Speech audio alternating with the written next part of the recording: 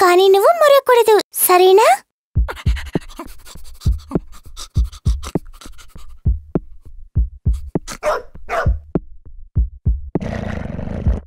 మొరగనని నువ్వు చెప్పావు కదా టైగర్, తనే అప్పు.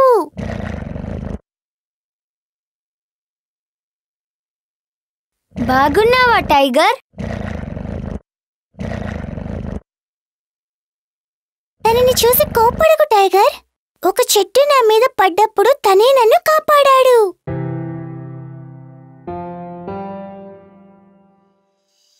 బాగా చీకటి పడింది, ఈరోజు ఇక్కడే ఉండు.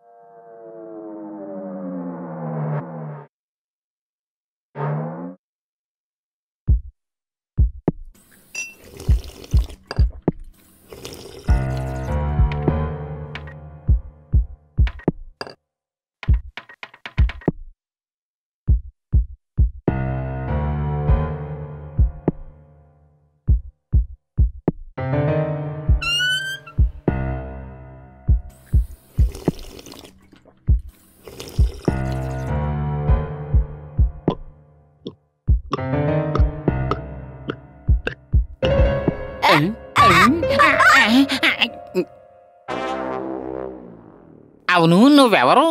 ఇక్కడసలు నువ్వేం చేస్తున్నావు? నా పేరు అప్పు. మీరు ఆ అప్వాన్ అడవిలో నుంచి వస్తున్నారా? లేదు, మేమిద్దరం తింగరడవికి చెందినవాళ్లం. అది ఇక్కడే ఉండేది, కాని మనిషి జంతువులొచ్చి దాన్ని అంతం చేసేశారు. మా ఇళ్లలా ఉండే చెట్లన్నిటినీ వాళ్ళు నరికేశారు. రాళ్లతో అడవిని సృష్టించారు.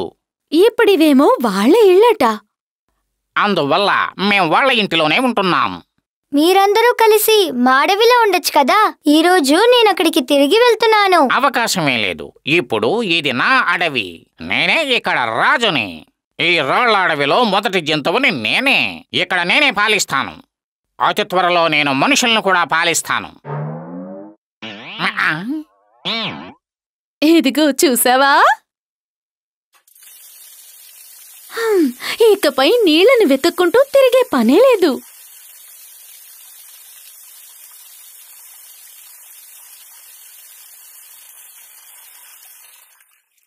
మీకు కృతజ్ఞతలు.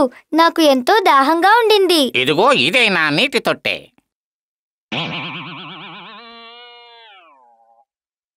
ఆగు, నా తొట్టె నుండి దూరంగా వెళ్ళు. ఇది రాజుగారికి సొంతమైంది. ఇది నాకు సింహాసనం లాంటిది. సింహాసనం అంటే ఏంటి? రాజులంతా కూర్చుంటారు కదా, అదే సింహాసనం. ఇది కూడా తెలీదా? ఈయనే మహారాజు ప్రాపర్లీ. అలాగే నేను రాణి లీ. నీనా వాళ్ళ కుటుంబం రెప్పవాల్చకుండా చూసే కాంతి పెట్టెలో నివసిస్తున్న గొప్ప మహారాజు మహారాణి మేమే. కావాలంటే నువ్వు మా మొదటి వ్యక్తిగా ఉండొచ్చు. చాలా కృతజ్ఞతలు, కానీ నాకది వద్దు. రాజు ప్రాపర్లీ, క్వీన్లీ. ఎందుకంటే నీనా లేచాక నా మిత్రులు, కుటుంబం ఉన్న అప్వాన్ అడవికి నేను తిరిగి వెళ్ళిపోతున్నాను. నీనానా? ప్రతిరోజు వచ్చి నా సింహాసనం మీద కూర్చుంటుంది, తన గురించి అంటున్నావు. నువ్వు ఆమెకు స్నేహితురాలివా? అవును, నీనా నాతో చాలా ప్రేమగా ఉండింది. మనుషులు ఎప్పుడూ ప్రేమ పత్రులు కారు, వాళ్ళు చాలా మోసపూరితులు. మనుషులు చాలా మోసపూరితులు.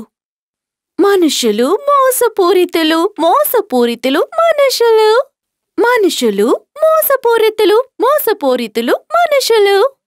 మనుషులందరూ మోసపూరితులు. మోసపూరితులే మనుషులు. మనుషులందరూ మోసపూరితులు. మోసపూరితులే మనుషులు. మనుషులందరూ మోసపూరితులు. మోసపూరితులే మనుషులు. మనుషులందరూ మోసపూరితులు. మోసపూరితులే మనుషులు. ఆపు రాణిలి, మనుషుల్ని నేను పాలించాలంటే ఆ కాంతి పెట్టెలో ఉన్న రాజు రాణిలా మనం ప్రవర్తించాలి.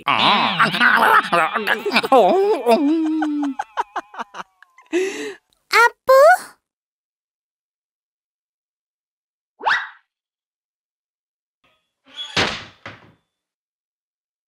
అప్పు, అప్పుడే లేచేసావా? నువ్వు ఎవరితోనూ మాట్లాడుతున్నట్టు కలగన్నాను. కోతులు. అవును, వాళ్ళు వస్తూ వెళ్తుంటారు. ఆహారాన్ని దొంగలించి ఏదైనా పగలగొడతారు. ఎప్పుడైనా అమ్మకి వాళ్ళు నచ్చరు. ఆవిడికి జంతువులంటేనే నచ్చావు.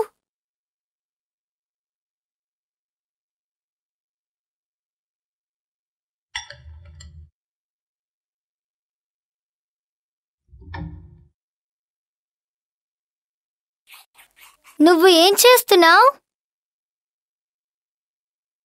ఇలాగే బ్రష్ చేసుకోవాలి, బ్రష్ చేసుకోవాలి, బ్రష్ చేసుకోవాలి.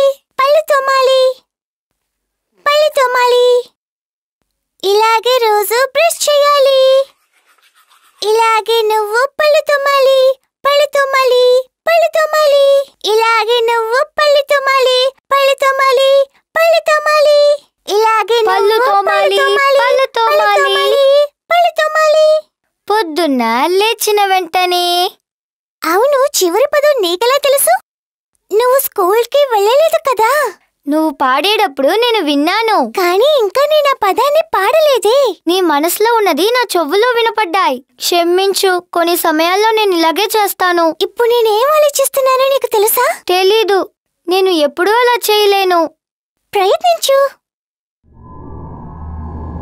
ఒక పువ్వేగా. అవును, కొన్ని సమయాల్లో మాత్రమే నేను ఇలా చేయగలను. గురుజీ నాకిది నేర్పారు. ఎవరా గురూజీ? అడవి లోపల ఉండే మా అత్తయ్య. ఆవిడ నాకు ఎన్నో నేర్పించారు. యోగి ఏనుగులు ప్రత్యేకంగా ఉండడానికి ఎన్నో నేర్పించారు. నువ్వు తిరిగి అడవికి వెళ్లకుండా ఉంటే బాగుంటుంది. ఖచ్చితంగా గురూజీ నీకు పళ్ళుతో కూడా నేర్పించుండరుగా. అయితే సరే, నేనేకు నేర్పిస్తాను. నేను పాట అనుకుంటాను, నువ్వు దాన్ని తెలుసుకుని నాతో పాడు. నేను ఇలాగే పళ్ళు తోముకుంటాను, పైకి పైకి కిందకి. నేను ఇలాగే పళ్ళు తోముకుంటాను, లోపల బయట బయట లోపల.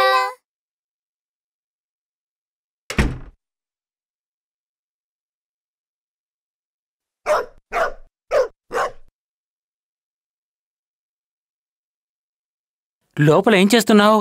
స్కూల్కి టైం అయింది కదా. లోపల ఆటాడుకుంటున్నావా? లేదు నాన్నా, ఇదిగో వచ్చేస్తున్నాను.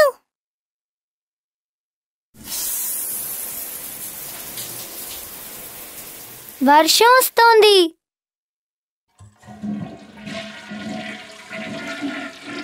జలపాతం. నన్ను క్షమించి అప్పు, నేనిప్పుడు నిన్ను అడవికి తీసుకువెళ్ళలేను. ఎందుకంటే నేను స్కూల్కి వెళ్ళాలి. అప్పు ఎవరి కంట పడకుండా ఉండగలడా లేదా ఇరుక్కుంటాడా? అది తెలుసుకోవటానికి నెక్స్ట్ ఎపిసోడ్ చూడండి. వచ్చి చందమామలు ఒక స్టార్ పుట్టేను,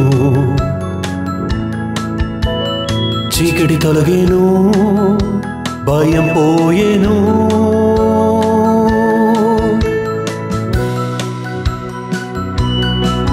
నేను నమ్మలేనులే, నాకై నేను దేన్నైనా దాటుతా, లోయనైనా కొండనైనా.